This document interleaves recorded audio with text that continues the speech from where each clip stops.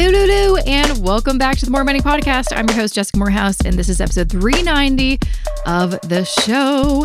And I have, as I teased last week, if you were listening, I have Benjamin Croitoru on the show, or should I say doctor, because he is a professor and has a PhD and, it just sounds fancier. But Dr. Benjamin Croitoru, he is on the show to share some of his wisdom and insight into something that he's been a part of since 2019. And I'm talking about the very popular McGill Personal Finance Essentials free online course, which has been super successful. I've taken it myself, of course, because it's free.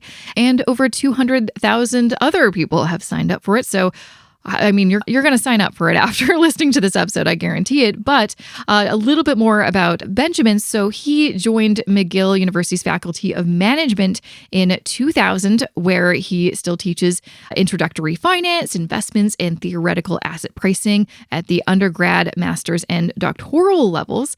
And so it only kind of makes sense that he got involved and is the academic director of the McGill Personal Finance Essentials online course. But not only that, besides being a professor and being involved in this course, he is also a researcher, obviously, and has presented some of his incredible research at the American Finance Association and the Western Finance Association meetings, as well as other conferences and universities in Europe and North America. And his research has even been published in leading journals, including the Journal of Financial Economics, Management Science, and the Review of Financial Studies.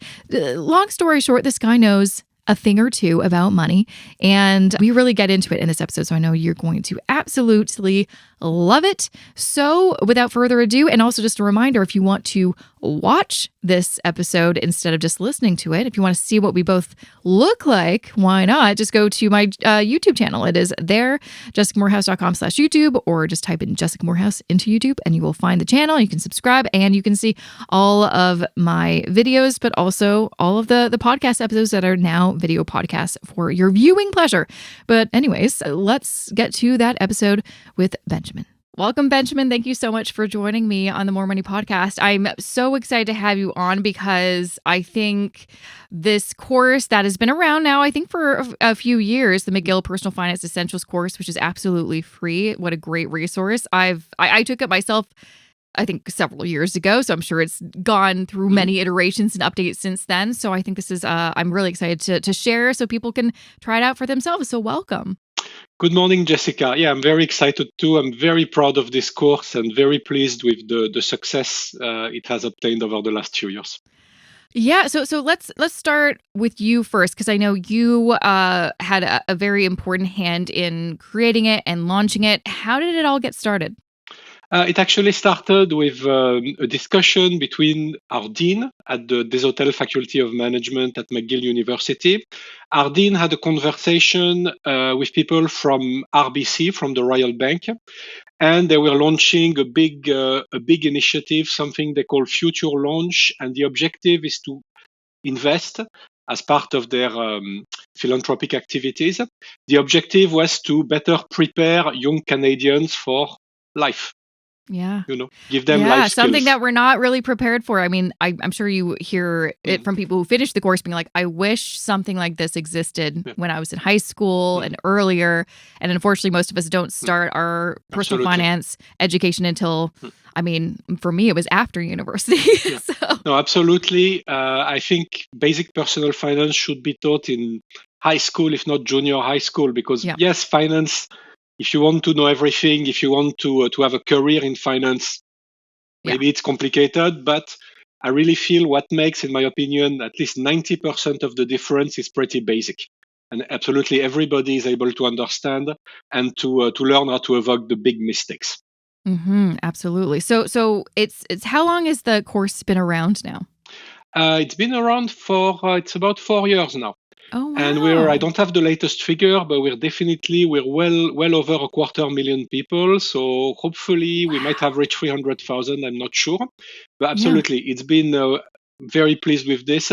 It's been more successful than what we expected. So of course that shows that there's a real need, a real demand for this kind of thing. Absolutely. And Wow, $300,000. That's a lot. I'm curious. Are you able to get any, sense of what students were able to take away, or what some of the feedback was once they were able to finish the course? And I think it's also really great. People love a certificate. You get a certificate after the course. People love that. I like Yep. it. You get that little here. You accomplished Yep. something. So I'm curious. What is kind of some of the general feedback you're getting from students who finish it? The feedback has been very positive.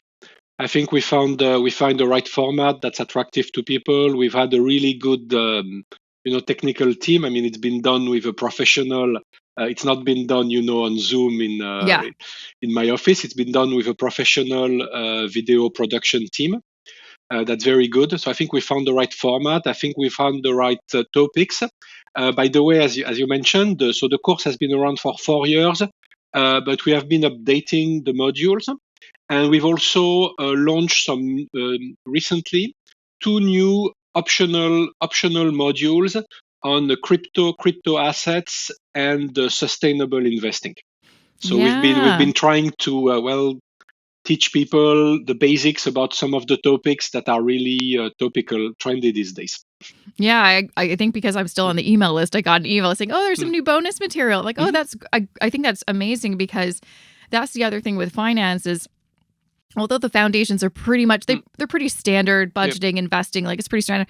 There are, as we've seen over just the course of 5, 10, 15 years, there's been so many new developments. Like ESG was not something that we talked about back then. Crypto was not something that we talked about, but now they're being talked about, and I think it's really important to have some very organized and fact-checked information in the course, because I'm sure what you've seen too is there's a lot of information out there, a lot of misinformation. Absolutely. But I like what you said about the basic principles of finance are not changing. They've been around for hundreds of years, and the kind of bubbles that we've seen recently for certain types of investments, they've literally been around for hundreds of years. So I think the key thing is that, yes, there are innovations, and a lot of them, of course, there's been a lot of negative things in the news. You know what happened with some crypto assets, for example. But I think there have been many positive developments in recent years. Basically, a more democratic access to investing at a lower cost than what used to be available. So lots of exciting developments. Some good, but also some additional risks.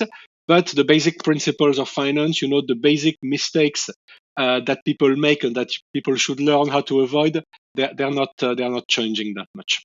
Yeah, which for me is like, that's a nice thing, because what the feedback I get from people, especially as they are starting to listen to my podcast, start to educate themselves about personal finance, it can be overwhelming. There's a lot to know. Like you said, if you want to have a career in this, that is kind of a different situation. You can go so many different routes. It can be as complex as you want.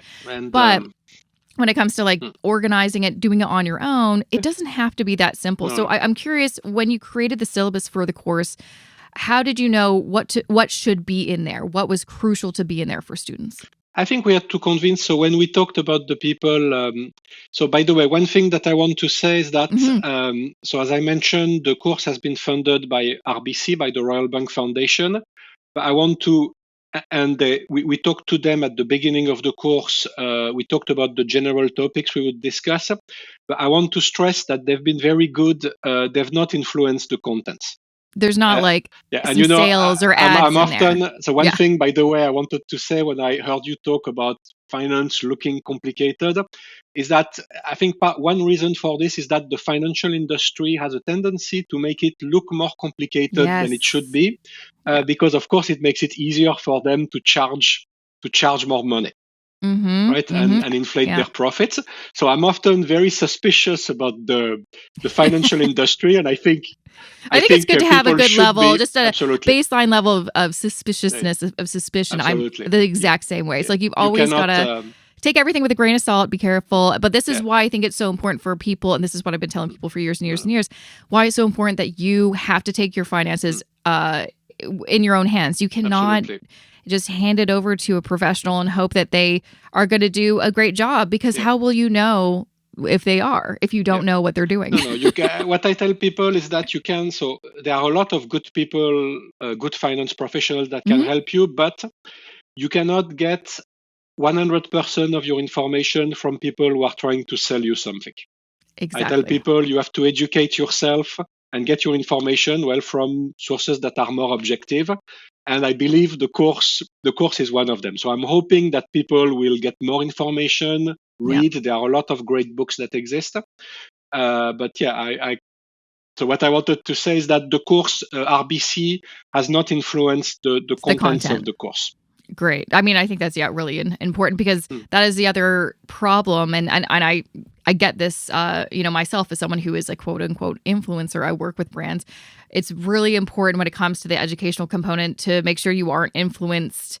You're putting the information out there that's actually going to help people. But it's hard when you're looking online. There's a lot of people that say certain things, and you're like, are you saying this because it's true, it's factual, or you believe it? Or are you saying this because you're getting paid to say it? Or you have some other, you are a professional working for this bank or whatever. It's like it's like any industry. There's always going to be other factors out there. But again, that's why it's so important to educate yourself so you can figure those things out, or take everything with a grain of salt, right? Yeah, but it's not just people who are paid to pass certain message. It's just people get too excited.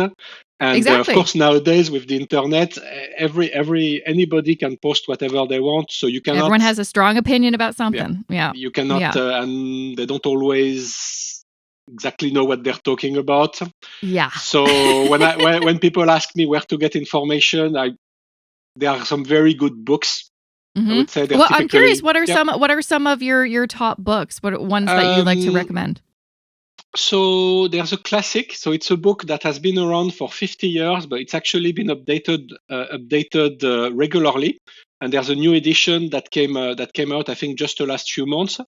It's a book that's called A Random Walk Down Wall Street by Burton Malkiel. And I think it's a fantastic book. Yeah. And what's interesting, when it came out 50 years ago, it was quite innovative. And it came under heavy criticism, I'm sure. But it's been, as you know, more data has been available over the last 50 years. The central message of this book has only become stronger. Okay, that's a classic. There are a few, certainly some other resources. There's an author that I like very much. I would say the majority of his books are maybe a tad too advanced for somebody who would be just starting, but he actually wrote a very short pamphlet that's available for free online. So, and it's called If You Can. So I believe that if you just Google If You Can, it's the first thing that shows up. And the author's name is William Bernstein.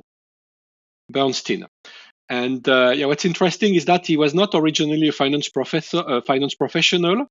He's actually a doctor, who got interested in finance, and he wrote some great books. And now I think he does that for a living. But there's a short pamphlet that's targeted toward young people, and it includes some suggestions for further reading. So if you want to read one thing that's fun, that's very accessible, that probably takes less than 1 hour to read, just Google If You Can, available for free. And I think that's the other important thing. I'm just thinking back to when I was starting my journey.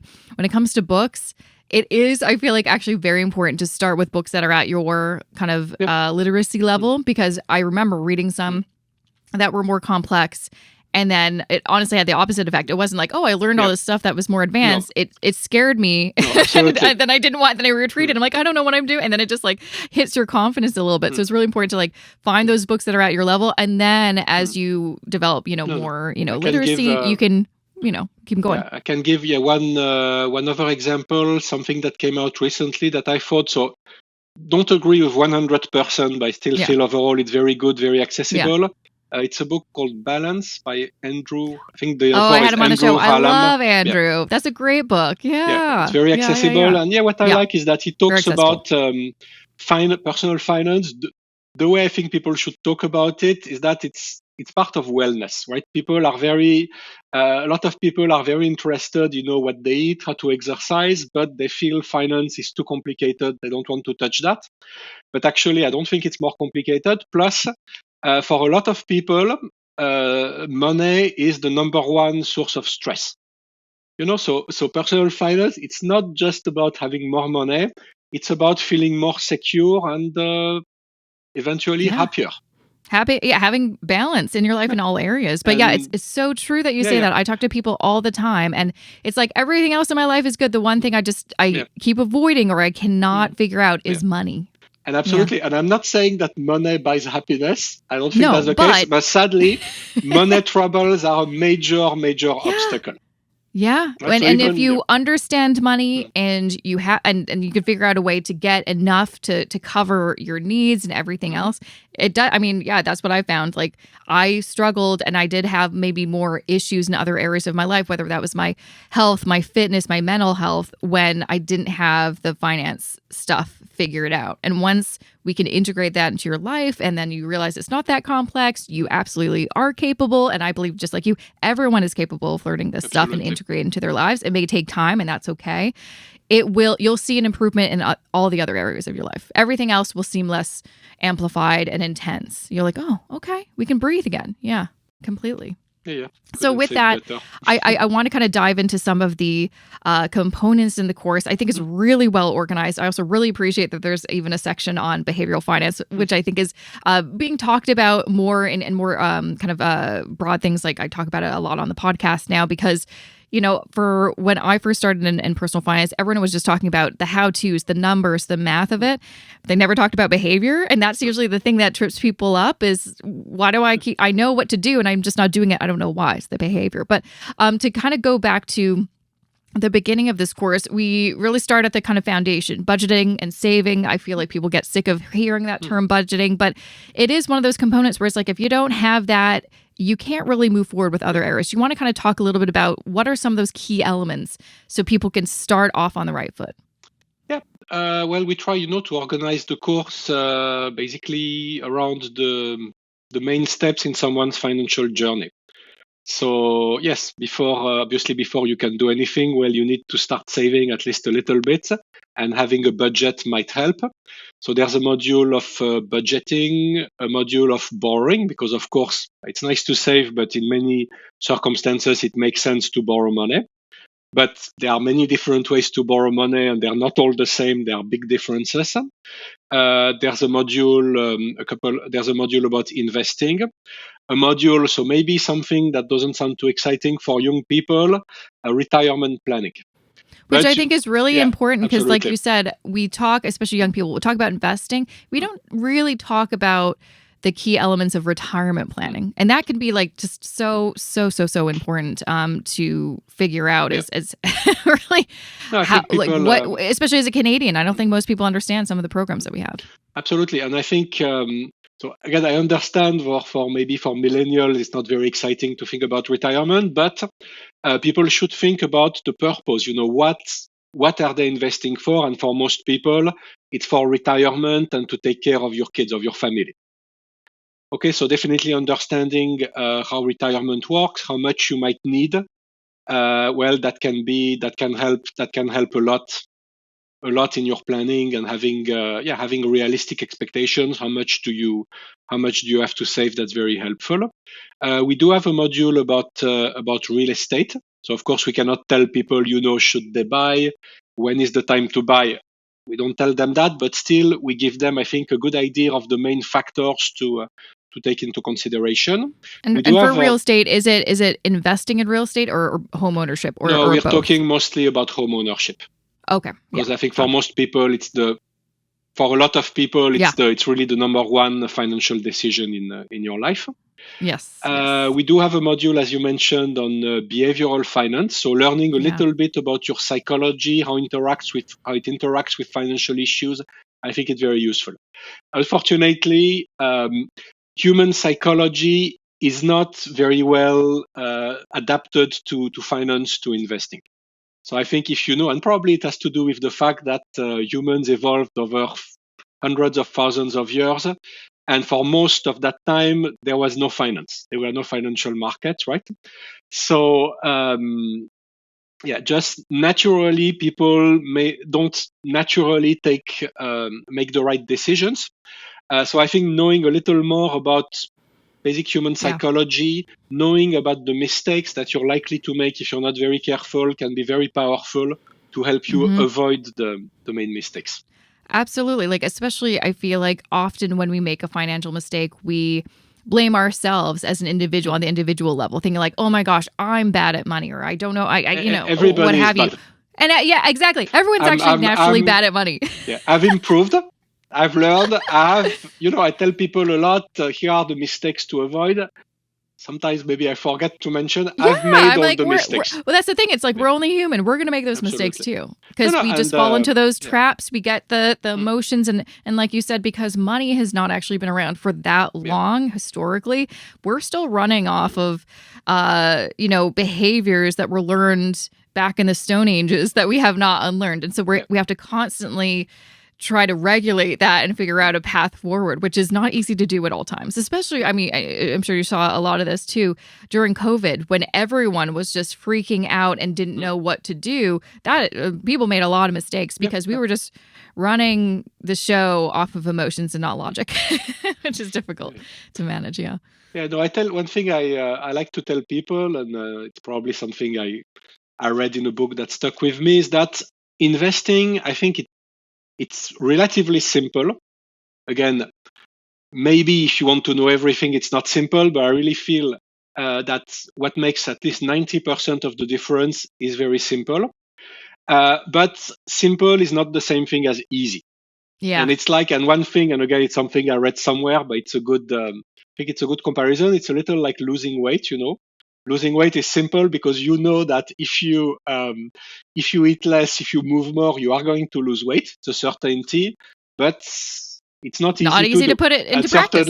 Certainly, I'm an example of it's that. Like a lifetime struggle. It's like, I know what to do. It's just hard to actually do it. And that's the exact same thing with money. It's the same thing. It's the same thing with investing. It sounds simple, but it's not easy to avoid the big mistakes because you have to fight your own psychology.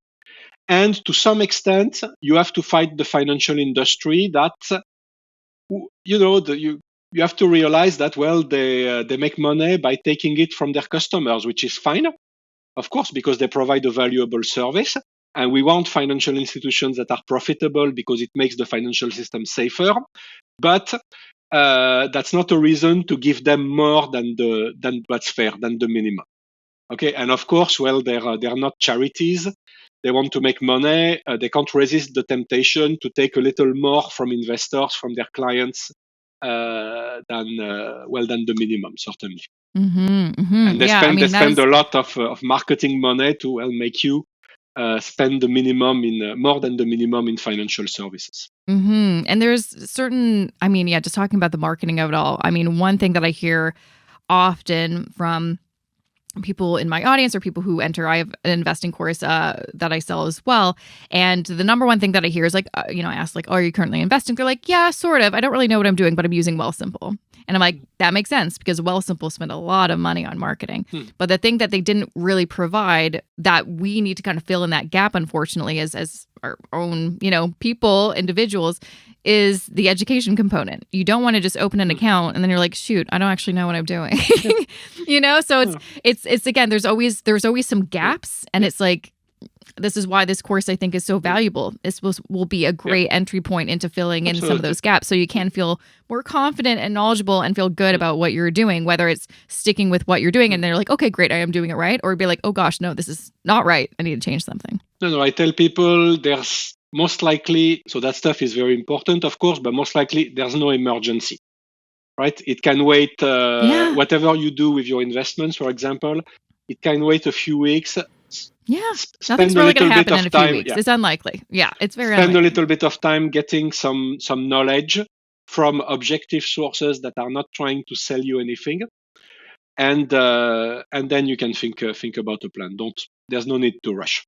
Yeah, no, I think that's something that does not get talked about. You hear a lot of, the sooner you start, the better. And then I think that's what creates that sense of urgency. Like, well, I got to start now. But it's like, you can take a few days, you can take a few weeks, you can take a few months. Don't take a few years, if you can, start sooner than later. But you don't have to rush. You don't have to do something and then be like, wait, what was I doing? Like, you're not just going back to the fitness idea. It's like, you're not going to just start a detox because you want to start losing weight right away. It's like, whoa, maybe do some research to be like, is that actually healthy? Is that actually going to work? Is, find out all the details before diving in. Just to kind of touch on the few bonus components, because I know those are relatively new. The responsible investing component. Do you want to kind of speak to that? Because that is definitely a topic that is becoming a lot more popular. People want to talk about, especially young people. Yeah, I mean, we just tried to clarify what it means. Yeah. Okay. So about responsible investing, okay, it's something I feel a little uncomfortable talking about it because I don't want to look like a bad person. Yeah. But I just feel I think there's a lot of people who feel that by doing this, they're going to get higher returns. And I don't think it's completely realistic. So I'm not against, of course, I'm not against responsible investing, but I think you have to do it for the right reasons. And I think there were some surveys that actually showed that the majority of people felt that they would get higher returns by investing in the right businesses, the responsible businesses. And sadly, that's what I tell my students. Investing, it's not a morality competition. Yeah. Right. The higher returns, doing the right thing is not always yes. Unfortunately, life is sometimes not fair, and financial markets are definitely not fair. So what I tell people about responsible investing is, well, again, don't get too excited. Don't jump in it. Don't, I would say, invest 100% of your portfolio in green businesses. And if you want to do it for the right reasons. And I would say, well, the right reasons could be because it makes you feel better. And of course, I think that's certainly a good justification for doing this. And also, yes, if you feel you are more pessimistic than average, if you think that global warming, for example, is going to become even worse than what's expected, and certainly let's not hope we're not going there. But then investing more in green businesses might make sense, basically as a risk management strategy, because this type of businesses might do better if things become even worse. But again, I tell people don't just do it like many people because you think that's the future and that's how you're going to make more money. The other thing I want to say is that yes, companies care about sustainable investing, but yet there are some reasons to doubt the effectiveness of sustainable investing. I can give you maybe one or two examples. For example, what you've seen. I guess I can quote one company. I don't think they care. The big food company Nestle. What they did is that they sold their bottled water business to a private company. Okay, and bottled water, well, as you know, it's an industry that's not green. That consumes a lot of plastic. So that's one thing you see.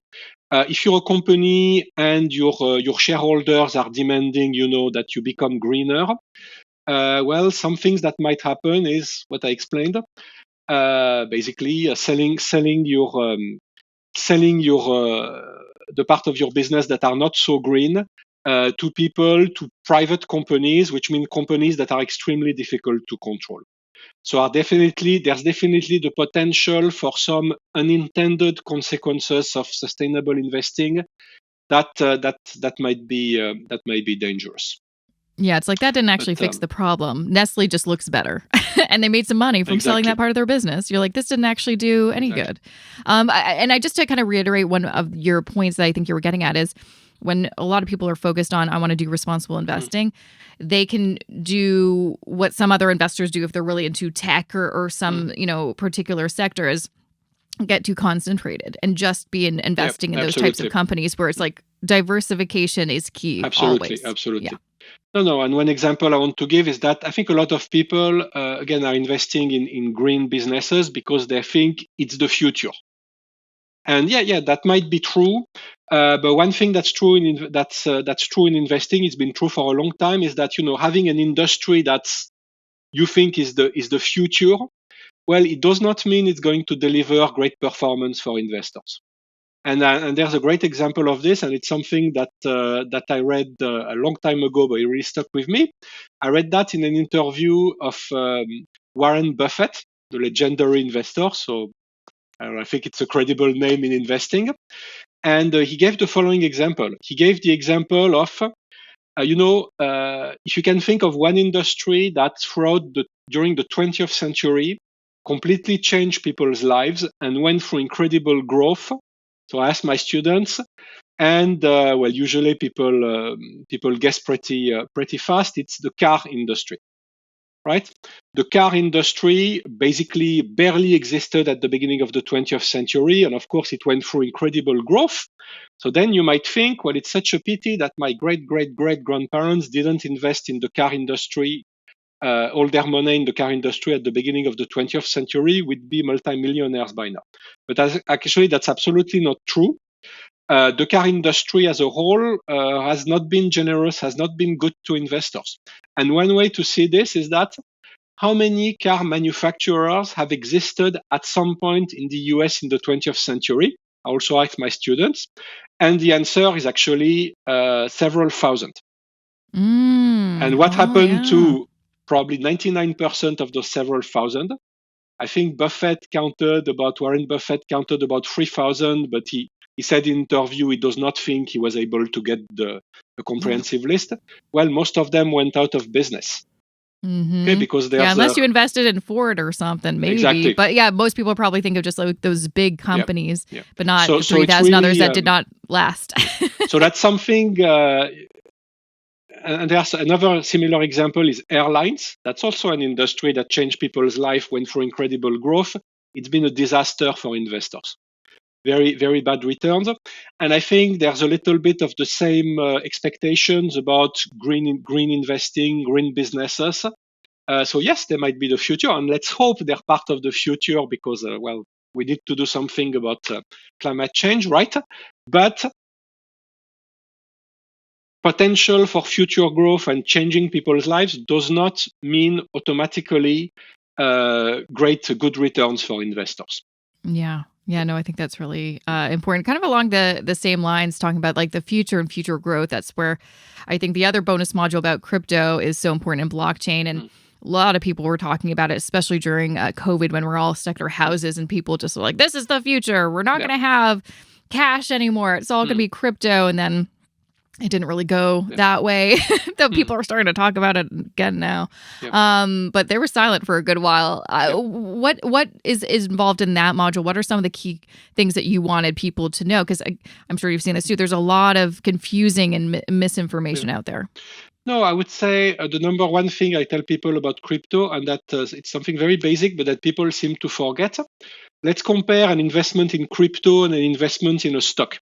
I mean, when you invest in stocks, you, as I'm sure your listeners know, you own a little portion of a company, and hopefully the company is going to make profits that go to investors.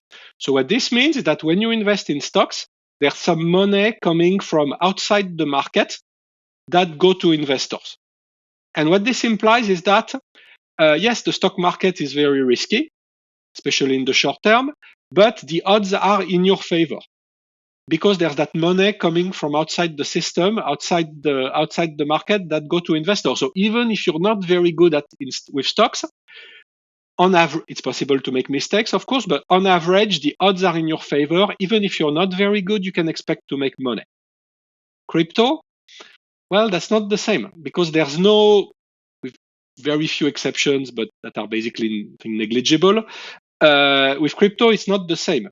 There's no money coming from outside the market that go to investors. So if you invest in crypto, the only way that you're going to make money is if you find another investor who's willing to buy your crypto for a higher price. And if you look at history, that kind of phenomenon, you can't really rely on this. Okay, so the odds are not in your favor with crypto. So yeah, people have a tendency to forget that maybe cryptocurrencies have a role to play as a means of payment. And even that is very questionable because of, well, you've seen all the volatility, problems with the volatility and the safety issues. Yes. Oh my the gosh. fraud that has been taking So much place. fraud. Yeah. Yeah. So people were, I guess, lots of people were excited, getting out of the traditional financial system, decentralizing thing. But maybe what the last years have shown is that, yes, the financial system is maybe too complicated, but there's a reason why we have all these institutions and these regulations, because they greatly reduce the likelihood of fraud. But I think people have had a tendency to forget that, yes, it's possible that crypto is going to change our life, that it's going to become very important as a mean of exchange of payment, but it does not mean that it's going to make a great investment. Okay, No, it's a little same thing as keeping a pile of dollars under your mattress. That's a terrible investment. Okay, even though of course dollars are used so much as a means of payment. You mentioned something, and I'm sure maybe this is touched on in the behavioral finance section, but how even though, like you said earlier, you can look at the history to see what's probably going to happen in the future, because it's kind of the same stuff, maybe at different points in time, but it's pretty like, oh, I've seen something similar like this before. Why do you think we have such bad memories? I mean, people just forget, or they just don't want to look back on the past. I think it's just the psychology, but I like what you said, that history has a tendency to repeat itself in financial markets, but of course it repeats itself in a way that looks a bit different. It's a bit different every time. It does not repeat itself in a way that would make it easy to forecast what's coming next. But still, no, I tell people one of the best investments you can make with your time is learn about financial history, because you'll have an idea of the risks that are there and the mistakes not to repeat. But yes, people I think have a short memory because they're. I mean, the big crises happen in financial markets, but they don't happen that often. Yeah. Okay, and I think it's basically human psychology. That it's just very hard to resist the temptation when a new type of investments sounds very exciting. So what I remember very well, so it was the beginning of my investing life around the dot-com craze around 1990, 2000. For a short time, I had the impression that everybody except me was making a killing in financial markets. And, even though I knew, I knew about bubbles, people knew about bubbles still. When you have the impression that everybody except you is making a killing in financial market, it's very, very hard to resist the temptation. It really is, isn't it? That's what I was saying about, investing being simple but not easy.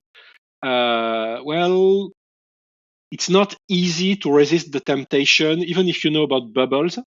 It's not easy to resist the temptation when you think that everybody is doubling their money in a few months by investing in dot-coms or cryptos. Very hard to you feel like if they're doing it and I'm not doing it, am I the idiot? Right? Yeah. And the problem is that in this type of situation, there are always some very convincing and qualified experts and very smart people who are telling you, no, it's not a bubble. This time it's different. So I tell people, when you hear a version of this sentence, this time it's different, be very, very careful. Yeah. You're like, it's probably not different. Look at it. Yeah. Crack open those history books and see something similar. Yeah. I feel like I see that. I saw that especially because I feel like the bubble and the crash and correction we saw during COVID, which it was different in that it was very condensed and quick because, again, we hadn't really experienced a pandemic like that before. But it was the first time that I'd ever really recognized, I'm like, this actually feels very similar to 2007, 2008, what was going on there. Different scenario, but the feeling in the air feels very, similar. But even with that, just like everybody else, it was hard for me to not feel that anxiety of like, should I take, like, people were like, should I put all my money into these tech, Tesla and all these tech stocks, or should I take all my money out because the money, the market's going down? And I'm like, it was really hard just to take the advice that I give every person ever, which is like, stick with whatever. If you made a plan that's solid, stick with it and don't do anything different. Very difficult to put that into practice. Especially when all the financial headlines literally were saying different versions of this time is different. Everyone panic. No, absolutely. But you remember what happened with the COVID crisis? The market went down over 30% in a very short time. Yep. And it actually recovered amazingly quickly. And I know very, very smart people who sold, and I think who lost quite a bit of money. Yeah, no. So I know there's so many great nuggets of information and additional resources that you recommend people to dive into. I think personally, this course is such a great starting point. Or even if you've been listening to this podcast for a while, you've done research. I mean, I took this course just to see what was in there. I thought it was really well organized, and the content was so. I mean, again, it's like there's professors who are doing this. This is really, really great and put together. Where can people find more information? How can they register? Is it always available for people to register? How does it work? McGillPersonalFinance.com. Lovely. And you just Google McGill Personal Finance. So I feel a little embarrassed because it used to be that for technical reason it was closed once in a while. I believe it's not the case. I believe it's not the case anymore. Yeah, I'm looking on the website and there's no timeline. So I think it might be just open enrollment now, which is great because what a great thing to do. This episode is airing in the new year. This is a great thing to do in the new year. I always tell people it's like if you maybe spent a little too much or didn't maybe make some of the best decisions in 2023, that's okay. 2024 is here and you can right those mistakes. And this is a great opportunity that you can do from the comfort of your own home online for free. Again, it's absolutely free.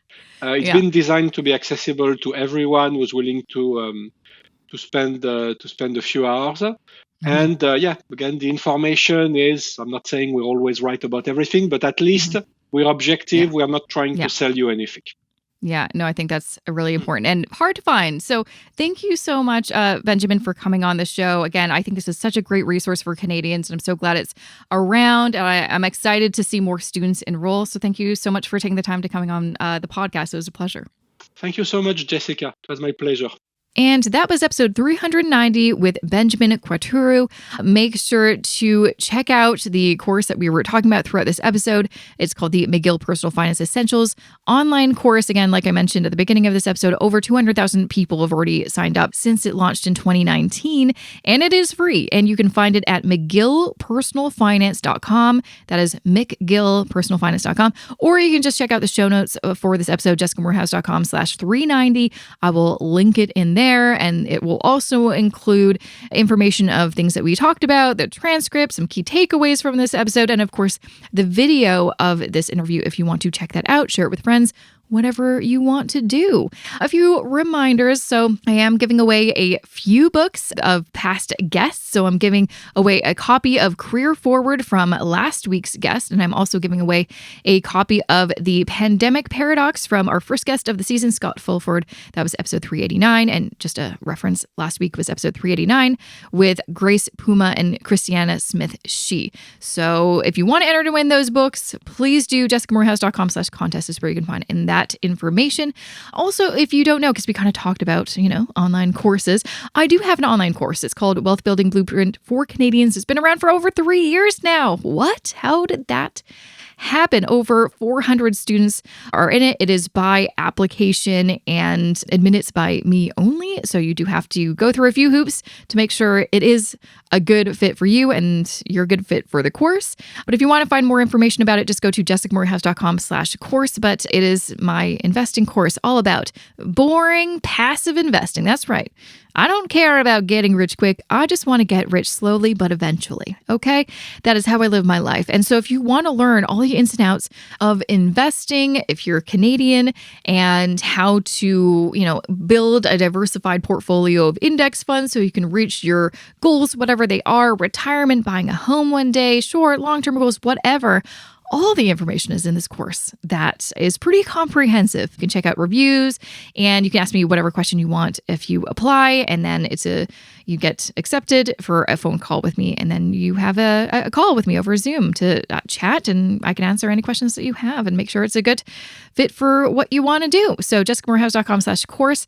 And lastly, if you want to get your financial house together, I always recommend a budget. And hey, I actually have some budget spreadsheets on my website, jessicamorehouse.com/shop. If you want to check those out, I have them for literally any situation. If you work for a company, and have a side hustle, if you work for a company, but your husband or wife or partner of any sort is self-employed, like any situation I could think of, I made a spreadsheet for it. So yeah, check it out. jessicamorehouse.com/shop. I think that's all I have to share at the minute. And of course, a big thank you to my wonderful podcast team. Video edit done by Justice Carrar and produced by mravcanada.com. So thanks again for sticking around. I will see you back here next Wednesday with a fresh new episode of the More Money Podcast.